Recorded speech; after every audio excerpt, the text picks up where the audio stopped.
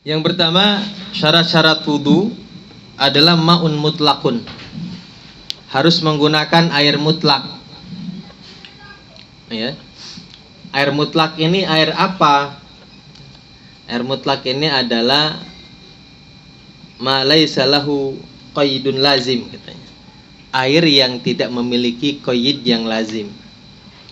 Qaid yang lazim itu gampangannya gini nih. Kalau air kelapa ini adalah air yang punya qaid yang lazim. Qaid itu ikatan, lazim itu mesti. Nggak bisa lepas tuh ikatannya. Namanya qaid lazim. Kalau air kelapa dituang di mana aja namanya air kelapa. Air mata dituang di mana aja air mata. Air apa tuh? Air mata katanya. Gitu ya. Nah, namanya berarti itu air yang punya qaid lazim. Air yang punya qaid lazim ini bukan air mutlak. Kalau air yang sudah punya nama tertentu, kemana saja disebut sebagai air yang tertentu, maka tidak bisa digunakan untuk alat untuk bersuci. Ya, tidak bisa digunakan wudu, tidak bisa digunakan buat toharoh, buat cebok, nggak bisa. Ya, nah itu namanya qaid lazim. Ya. Namanya air mutlak itu adalah sesuatu atau air yang tidak memiliki qaid yang lazim. Air sumur misalnya, air sumur kita masak di tekoan, tetap air sumur, gitu gak? Enggak kan?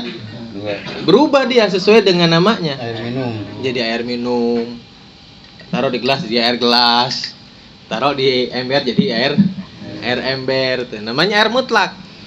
Dimanapun dia akan menyesuaikan dengan tempat yang dia tempati. Namanya air mutlak. Nah, air yang seperti inilah yang bisa digunakan untuk menjadi alat bersuci. Assalamualaikum teman-teman, berjumpa lagi dengan saya di sini di channel Bang Mo.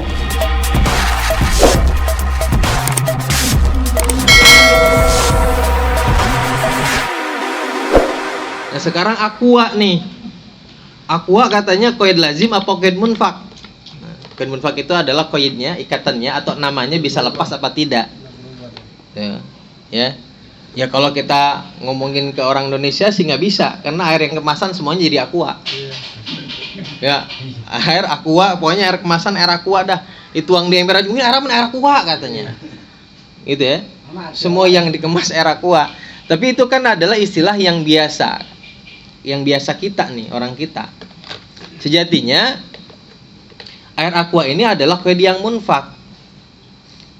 Karena kan asalnya gini, air aqua itu adalah air yang habis air yang sudah disuling kemudian dikemas. Jadilah air aqua, air mineral gitu ya. Ya, tapi kan sebetulnya itu tetap air biasa. Hanya saja sebutan orang kita air aqua. Jadi di mana saja air yang disebut air kemasan disebut air aqua katanya. Makanya ada sebagian orang yang berpendapat kalau toharoh, kalau bersuci mau wudu, mau cebok pakai aqua nggak sah katanya. Karena ini air yang punya qaid lazim katanya. Kemana aja jadi air aqua. Katanya gitu. Ya, sebagian orang begitu. Sebagian orang ada yang berpendapat bahwa pakai aqua nggak bisa pakai toharoh katanya. Karena punya qaid yang lazim menurut mereka. Ya, tapi itu sebetulnya yang namanya air aqua itu adalah yang qaidnya munfak, bisa dilepas. Ya, namanya itu bisa dilepas. Ya. Karena sesungguhnya nama air aqua kan air biasa aja. Nah, jadi bisa juga digunakan sebagai alat untuk bersuci. Itu yang pertama. Jadi syarat yang pertama, wudu itu harus menggunakan air mutlak.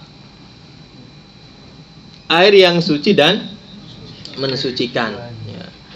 Beda hal kalau dalam pendapat yang lain, ada yang berpendapat misalnya dalam mazhab Hanafi, katanya pokoknya semua mayakhruju minal ard wa ma yanzilu minas sama adalah air mutlak. Jadi bisa digunakan untuk bersuci.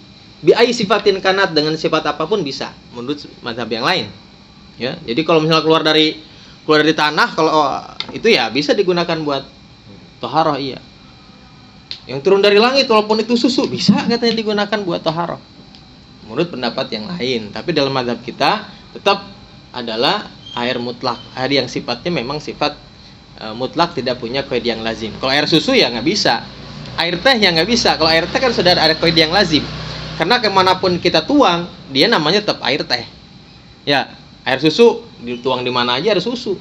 Mau taruh di ember kayak mau di mana kayak air susu. Nah, namanya berarti itu qaid lazim, bukan air mutlak. Ya, kalau yang seperti itu maka tidak bisa digunakan walaupun itu suci tapi tidak mensucikan. Jadi air mutlak dalam kategori yang lain adalah air yang suci dan mensucikan. Yang kedua, wa dhanna annahu mutlaqun. Yang kedua syaratnya adalah selain air mutlak adalah dia harus mengira, harus menduga bahwa air itu adalah air mutlak. Nah, ini dalam bab ijtihad. Dalam bab itu misalnya gini, kalau kita punya dua ember, dua air dalam air dalam dua ember. Kemudian kita ngelihat ada tikus atau apa saja, ya. Ada najisnya, misalnya kucing lah. Kucing mulutnya berdarah nih, habis makan tikus misalnya. Cucuk minum dari ember yang dari ember itu salah satunya. Tapi kita nggak tahu yang mana tuh ember yang mana yang dia minum. Nah, ini namanya babul ijtihad. Ketika dua ember yang sama-sama air mutlak, air yang suci mensucikan, kemudian ada najis yang datang kepadanya, tapi kita nggak tahu yang mana yang najis, mana yang suci. Nah, maka kita harus ijtihad. Ijtihad itu artinya mencari tahu. Tentu saja dengan tanda-tanda yang ada ya. Kalau sudah tidak ada tanda-tanda, tidak bisa ya nggak bisa ijtihad, udah itu mau iroqah aja udah, buang aja udah. Tapi kalau bisa ijtihad, bisa ada tanda-tanda, misalnya nih, wah ember yang satu nih yang bergerak nih. Berarti kalau yang bergerak ember yang satu ada kemungkinan kucing itu dari sini. Berarti yang satunya adalah suci. Nah, itu berarti ketika kita menghukumi yang satunya suci, itu berarti praduga kita yang berbicara. Dugaan kita mengira bahwa air itu suci, gitu ya. Dalam bab ijtihad. Ijtihad itu harus ada airnya harus lebih dari satu, dua atau lebih. Ya kalau cuma satu ember doang nih, wah tadi kucing itu mulutnya penuh dengan darah, ini keluar kok bersih nih. Kita ijtihad jangan-jangan dari mana nih airnya? Ya jadi jelas dari situ udah nggak ada lagi embernya. Nggak bisa ijtihad kalau wadahnya cuma satu, harus dua atau lebih. Itu dalam bab ijtihad. Tapi yang jelas syarat air yang digunakan dalam bersuci harus air mutlak atau air yang suci mensucikan. Kemudian yang berikutnya wa islamun. Syarat wudu adalah harus Islam. Artinya orang yang bukan orang Islam, orang kafir, tidak sah wudunya, tidak bisa dia berwudu. Kenapa? Karena salah satu syarat niat adalah harus Islam.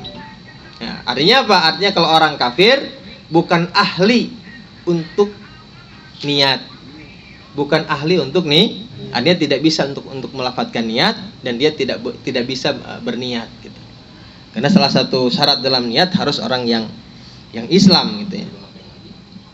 Yang kedua, yang berikutnya adalah tamyiz, harus mumayyiz. Jadi salah satu wudu itu sah minimal walaupun dia belum baligh harus sudah mumayyiz. Nah, anak yang sudah mumayyiz ini maka wudunya sah. Ya, wudunya sah. Kalau yang belum mumayyiz itu kalau batasan yang sudah disepakati para ulama, anak yang mumayyiz itu adalah man yakul wahda wa yashrab wahda wa yastanji wahda. Anak yang sudah bisa minum sendiri, makan sendiri, cebok sendiri, sudah mumayyiz. Ya, juga ada sebagian ulama yang membatasi dengan usia, sekira-kira biasanya 7 tahun. Biasanya anak 7 tahun itu sudah bisa semuanya. Sudah bisa makan sendiri, sudah bisa minum sendiri, sudah bisa cebok sendiri. Usia 7 tahun tuh. Makanya datangnya perintah kepada orang tua untuk memerintahkan anaknya sholat adalah ketika si anak sudah berusia 7 tahun. Karena biasanya di usia itulah si anak itu sudah mulai mumayyiz, sudah mulai tamyiz. Wajib nih ya bagi yang punya anaknya sudah 7 tahun masuk kelas 1 SD, masuk MI, wajib kita perintahkan sholat udah. Wajib ajarin sholat. Ya. Wajib ajarin sholat, wajib perintahin sholat supaya dia tahu. Walaupun belum 5 waktu. Ajarin satu-satu perlahan-lahan. Artinya sudah ada mulai perintah. Ayo sholat. Ayo liatin sholat tuh. Ikut yuk. Gitu. Ya, jadi kita sudah di umur 7 tahun wajibnya orang tua. Wajib berarti ya. Kalau wajib itu berarti kalau kita tinggalin, nggak nyuruh sama sekali, berarti kita yang dosa. Kita yang dosa. Nah, yang berikutnya adalah wa ilmu fardiyatihi, ya, mengetahui kefarduan wudu. Ya. Jadi mana saja dalam wudu yang wajib itu kita harus tahu nih. Begitu kita nawayatul wudu, apa saja yang wajib dalam wudu. Ya, jangan sampai yang sunnah kita anggap wajib, yang wajib kita anggap sunnah. Wah, ngusap kepala mah katanya orang sedikit doang sih, sunnah kali itu mah. Yang wajibnya ngusap kuping. Karena biasanya ngusap kuping mah rada susah gitu ya. Nah, misalnya begitu. Nah, ini kan nggak boleh nih. Jadi harus tahu kefarduan dalam wudu, ya. Dan hukum-hukum wudu sendiri juga tergantung dengan pelaksanaannya. Misalnya wudu itu ada yang sunnah, ada yang wajib. Kalau kita mau sholat, maka wudu menjadi wajib. Ya.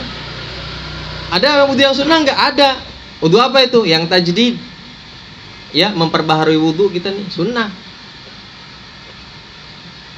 Baik itu kita sudah batal ataupun belum batal. Ya kita mah ngapain wudu, ya wudu aja, sunnah. Ya, tajdidul wudu. Belum batal loh, ya nggak apa-apa, sunnah. Gitu ya. Itu namanya wudu yang sunnah. Jadi ada yang sunnah, ada yang fardu. Nah, di antara syarat-syarat wudu itu harus mengetahui mana yang fardu, mana yang sunnah.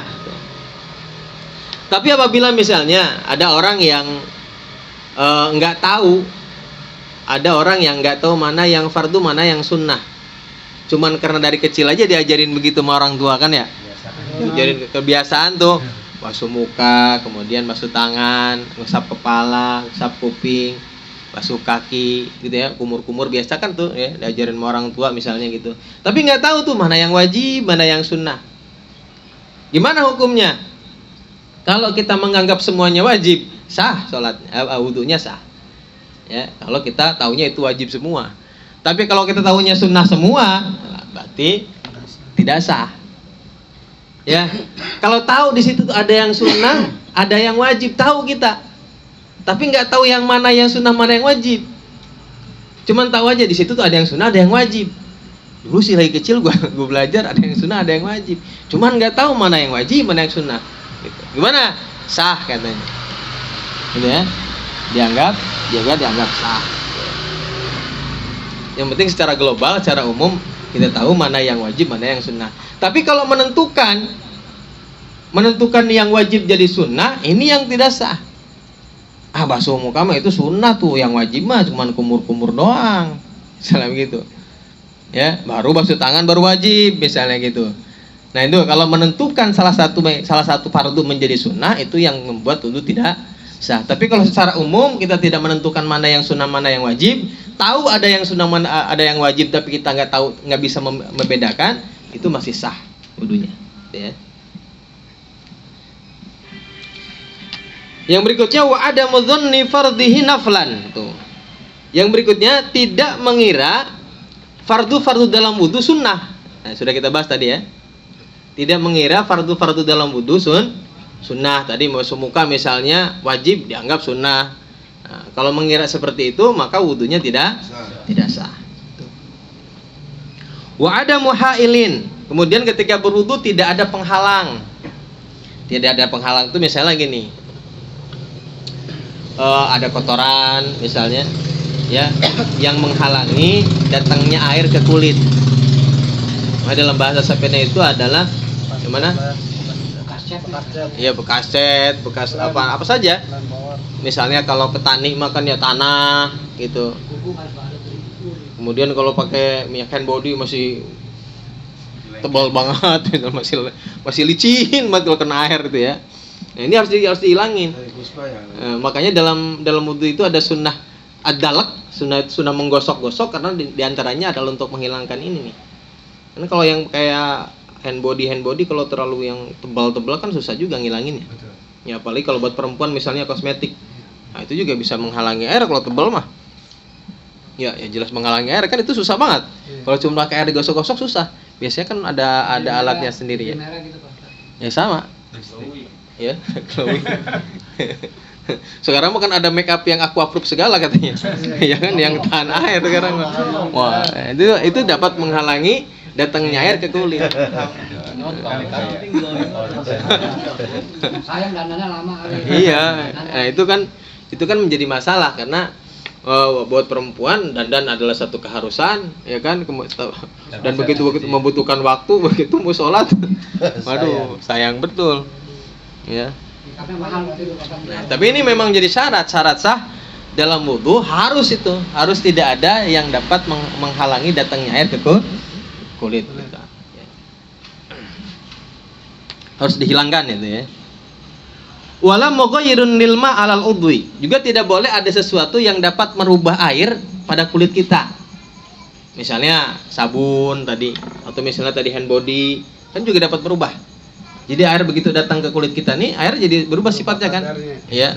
Ya, jadi keruh, jadi berubah, jadi bau sabun, jadi bau misalkan minyak wangi yang terlalu ingat juga jadi air jadi wangi misalnya. Nah, sesuatu yang dapat merubah sifat air juga tidak boleh, harus dihilangkan dulu. Artinya kita ngilangin dulu baru kita wudu supaya nanti dalam ketika berwudu itu menjadi sah ya, sehingga tidak merubah air. Ya, itu juga penting itu. Ya. Tadi hand body yang terlalu tebal misalnya bisa ya. Parfum misalnya, kalau parfumnya ada nggak yang parfum tebal gitu sehingga kalau kena air itu jadi wangi begitu ya. Ada aja sih ya. Ya, di sini contohnya misalnya kawaskin tahta dhufrin. Di antaranya yang dapat menghalangi air ke kulit ya, seperti kotoran yang di bawah kuku. Ya, kotoran yang di bawah kuku-kuku ini juga perlu dihilangkan sebisa mungkin. Ya, illa manibtala, kecuali orang-orang yang memang pekerjaannya itu tidak bisa lepas dari itu. Misalnya seperti petani. Petani kan orang yang memang kotor tanah gitu ya. Jadi kadang-kadang di kuku ini susah banget dibersihin ya di bawah kuku ini. Ada sebagian ulama ya kata Imam Ghazali itu ma'fu. Enggak apa-apa katanya itu mah tuh. Karena memang sulit bagi mereka ini untuk menghilangkan itu sulit betul. Apalagi biasanya kalau petani kakinya pecah-pecah ya. Nempel di antara pecahan-pecahannya itu nih. Ya kalau sulit ya udah enggak apa-apa gitu. Ya, bahkan ada kaulun indana katanya, ada kaul dalam pendapat kita ini ada yang mengatakan yu'fa mutlaqan. Ya, untuk kotoran yang di bawah kuku. Untuk kotoran yang di bawah kuku. Ya, tapi kalau cat mah hilangin. Terus kotoran yang di bawah kuku itu seperti tanah gitu ya. Ya, tanah dan sebagainya yang di bawah kuku sebisa mungkin hilangkan, tapi ya kalau sulit ya nggak apa-apa, maaf. Termasuk daki ya berarti ya? Termasuk daki. Kalau daki mah kan nggak kelihatan, biasanya normal aja. Kecuali dakinya sampai hitam gitu ya, begitu tuh luntur semua begitu. Ya. Tapi kalau yang di bawah kuku ini kan memang gini ya, hati-hatian kita memang sebisa mungkin kita bersihkan, sebisa mungkin. Ya. Hindari dari kuku panjang, apalagi kalau kita memang kerjaannya dengan sesuatu yang nempel gitu ya, termasuk orang misalnya selain petani misalnya orang yang main bengkel misalkan oli kan gitu ya, agak repot juga itu ya. Tapi sebisa mungkin untuk dihilangkan, kecuali yang sulit ya udah biarin gitu ya. Kenapa sebisa mungkin harus dihilangkan? Untuk hati-hatian tetap ya, walaupun ada ulama yang mengatakan yu'fa amma tahta dhufri ya, yang di bawah kuku, yang di bawah kuku nih, yang di selepetan apa yang di kaki. Ya kalau yang di luar mah tetap wajib dihilangkan kalau yang di bawah itu mah. Itu karena itu dapat menghalangi datangnya air ke kulit. Kemudian za'faron tuh, seperti minyak za'faron ya, yang bisa digosokkan di badan juga ya. Ini juga dapat merubah air kan. Begitu air sampai ke tangan jadi wangi airnya nih. Nah, ini dihilangin dulu nih, gosok dulu. Ya. Wason dalin katanya. Kemudian seperti kayu cendana, wanginya tuh, ya mungkin ada yang kayu cendana yang digunakan untuk minyak wangi ya, wallahu alam nih. Ini contohnya kayu cendana, artinya kayu-kayu yang wangi-wangi. Mungkin selain kayu cendana yang gahru juga ada gitu ya. Tapi ini yang ada di kulit, yang ketika datang ke kulit ini air menjadi berubah, ya baik itu berubah warnanya ataupun berubah yang lainnya ya sifatnya. Yang berikutnya syarat wudu itu adalah wajar yulma alaih. Airnya harus mengalir. Mengalir ya. mengalirkan air ke dalam anggota tubuh. Jadi jangan sekedar diusap-usap doang. Yang penting basah gitu, misalnya lagi dingin banget nih, diusap-usap doang, yang penting basah. Nah, ini nggak bisa. Karena yang namanya gusul itu, yang namanya membasuh itu harus ada air yang mengalir. Ya. Kayak makanya dalam ayatnya pun kan idza qumtum ila sholati faghsilu wujuhakum, basuh kalau wajah, wa aydiyakum, tangan juga basuh. Artinya membasuh wajah, basuh tangan harus ada air yang mengalir. Kalau wamsahu birusikum, baru kalau ngusap kepala yang penting basah. Ya, artinya masah sama gusul itu, kalau gusul harus ada air yang mengalir, kalau masah ngusap itu yang penting ada basah. Yang penting basah. Ya, tetapi dalam wudu itu yang ngusap cuma satu, yaitu ngusap kepala doang. Itu ya. Jadi kalau basuh tangan, basuh wajah harus dibasuh, airnya harus mengalir. Wajib itu ya. Harus air yang mengalir. Kemudian yang berikutnya wadukhulu waktin, masuk waktu lidaimil hadas. Nih ya. Bagi orang yang sehat itu yang tidak ada imul hadas, maka wudu itu mau masuk waktu atau sebelum waktu boleh, setelah masuk waktu juga boleh.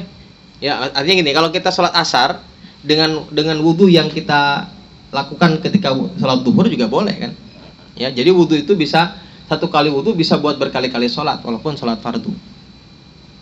Tapi bagi orang yang daimul hadas itu misalnya kalau ada orang yang kentut mulu, dan kentutnya ini nggak bisa ditahan. Kalau misal kentut bisa tahan sih, namanya bukan daimul hadas. Ada orang yang melepas aja, moncor begitu, daimul hadas. Nah, orang yang kentut mulu, yang sudah tidak bisa ditahan kentutnya, namanya daimul hadas. Nah, atau misalnya orang yang kencing mulu, netes mulu. Ada tuh. Ya, yang netes mulu juga ada. Nah, yang netes mulu juga daimul hadas. Kalau perempuan, yang daimul hadas seperti orang yang istihadah, juga daimul hadas. Nah, wudunya orang yang daimul hadas itu seperti tayamum. Kenapa tayamum seperti tayamum? Karena pada dasarnya dia tidak menghilangkan hadas. Ya kan? Hadasnya kan keluar terus. Ya kentut mulu. Yang daimul yang kencing mulu. Hadasnya enggak hadasnya nggak hilang. Jadi walaupun wudu sebetulnya bukan untuk menghilangkan hadas, dia fungsinya seperti tayamum. Jadi wudunya buat apa? Wudunya untuk diperbolehkan melaksanakan sholat. Maka nanti niatnya pun beda.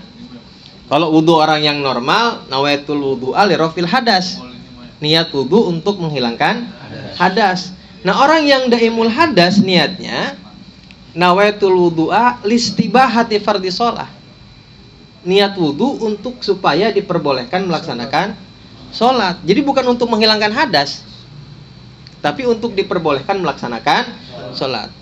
Jadi wudu yang bagi orang yang daimul hadas itu seperti tayamum. Dalam hal yang pertama, harus dilakukan ketika sudah masuk waktu sholat. Ya, harus dilakukan ketika sudah masuk waktu sholat. Yang kedua, harus dilakukan setiap kali mau melaksanakan sholat fardu. Kalau kita kan wudu bisa satu kali wudu bisa berkali-kali sholat fardu. Tapi bagi yang daimul hadas, satu wudu hanya untuk satu kali sholat fardu. Ya, tadi karena sama dengan tayamum, niatnya pun sama dengan tayamum. Kalau kita tayamum, niatnya tuh bukan nawaitu tayamum li rafil hadas, bukan. Tapi nawaitu tayamum, niat tayamum untuk diperbolehkan melaksanakan sholat. Nawaitu tayamuma listibahati fardis sholat. Jadi niatnya adalah niat untuk supaya diperbolehkan melaksanakan sholat. Jadi untuk yang daimul hadas, ya mungkin juga kadang-kadang di waktu-waktu tertentu kita daimul hadas juga. Ya, bagi yang daimul hadas itu harus seperti itu. Pertama, wudunya harus sudah masuk waktu sholat. Mau sholat duhur nih, ya nanti wudu kalau sudah masuk duhur. Kalau yang kencing, selain setiap kali mau sholat harus wudu, juga setiap kali mau sholat dia harus mengganti sumpelannya. Kan ditampel nih, ya baik laki-laki ataupun perempuan. Kenapa ditampel? Kalau bahasa kita mau diikat, misalnya kalau yang laki-laki, jadi gitu ya ditampel aja, misalnya pakai sempak atau pakai pakai pampers atau pakai ya panjelan lah. Misalnya pakai anduk gitu supaya apa? Supaya najisnya ini nggak kemana-mana, maksudnya gitu ya. Nah jadi setiap kali nanti mau sholat, selain dia harus melaksanakan wudhu kembali, dia juga harus ganti tampelannya. Jadi cebok lagi, ditambel lagi, baru wudhu lagi, di plus. Itu ya, itu bagi daimul hadas. Naudzubillahi min dzalik ya. Itu kan penyakit pasti. Kalau yang sudah daimul hadas ini berarti orang yang sudah berpenyakit. Iya penyakit lah. Orang yang nggak bisa narik kentut berarti kan klepnya udah bocor. Klepnya udah bocor. Iya. Ya. Itu yang daimul hadas. Jadi bagi orang yang daimul hadas, maka syarat wudunya harus ketika dia sudah masuk waktu sholat, sama seperti tayamum, ya. Nah itu adalah syarat-syarat wudu, ya. Syarat wudu tadi harus dengan air mutlak, harus orang Islam. Jadi orang-orang kafir tadi misalnya, mau pengen ikut orang Islam misalnya, nggak bisa wudu. Ya, wudunya ya enggak sah, maksudnya kalaupun wudu ya silahkan aja mau belajar wudu mah, tapi wudunya tidak sah karena tadi syarat niat adalah harus Islam. Kemudian yang mumayyiz juga tadi ya sama. Kenapa mumayyiz wudunya sah? Karena orang anak mumayyiz itu walaupun belum baligh wudunya sah dan dia juga sah menjadi imam. Tuh, anak mumayyiz tuh. Jadi salah satu syaratnya mumayyiz imam itu harus minimal mumayyiz, anak kecil yang sudah mumayyiz sah jadi imam. Jadi kalau ada anak kecil 7 tahun, bacaannya bagus, jadi imam, apa boleh, sah.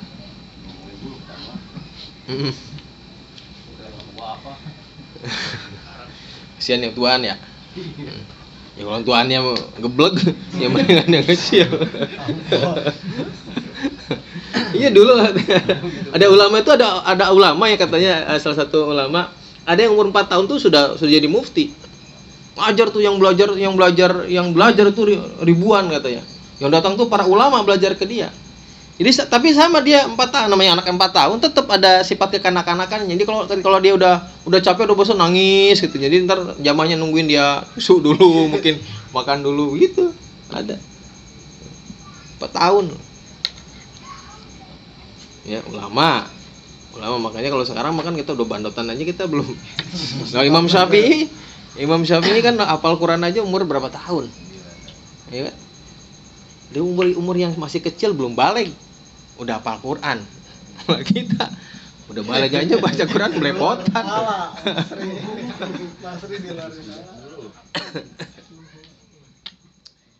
Gitu ya.